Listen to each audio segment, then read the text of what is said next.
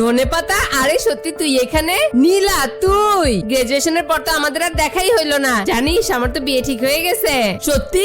আরে ওয়াও, কবে, কার সাথে? হঠাৎ ধনেপাতা দেখে তার ইউনিভার্সিটি লাইফের এক্স বয়ফ্রেন্ড কে। ধনেপাতা, তুই কি এখনো আবিরকে পছন্দ করস নাকি? এটা তো একটু বেশি নির্লজ্জ ব্যাপার হয়ে গেল না? পরের হবু বরের দিকে নজর দেয়া, ছি ছি ছি। না না না, আমার বয়ফ্রেন্ড আছে। তোর কে বিশ্বাস করবে? থাকলেও নির্ঘাত কোনো ফকির পার্টি হবে। দেখোস না ডিসকাউন্টের দোকান থেকে কাপড় কিনতে আসছে। তোর বয়ফ্রেন্ডের ডাক না, আমরাও তো একটু দেখি। হঠাৎ এন্ট্রি নিল আমাদের হিরো। পুরাই সিনেমার কায়দায় আইসা ধনেপাতারে জান গইলা ডাক দিল। বান্ধবীরা তো হাঁ কইরা তাকায় আছে। ধনেপাতা, সরি মিটিং এ একটু দেরি হয়ে গেল। একে? আমি ওর বয়ফ্রেন্ড। ও আচ্ছা, তাহলে তো ভালোই হলো। চলো সবাই একসাথে লাঞ্চ করি। অবশ্যই, কোনো সমস্যা নাই। ওরা ভাবছে ওলা গরিব, তাই দামি রেস্টুরেন্টে নিয়ে গিয়া বিল ধরাইয়া অপমান করবে। ধনেপাতা তো ভয়েই শেষ। ভাবতাছে হাই হাই, এই রেস্টুরেন্টের তো মিনিমাম বিল 20,000 টাকা। এখন বিল দিবে কে?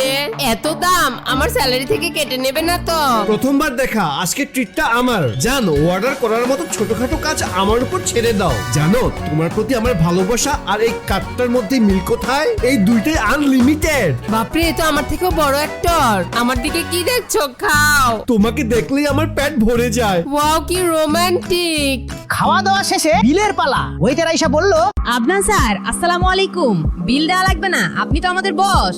এই কথা শুই না বান্ধবীরা তো আকাশ থাইকা পড়লো। ওরা যারে গরিব ভাবতো সে আসলে এই রেস্টুরেন্ট চেইনের মালিক। বান্ধবীরা মাপ চাইলো।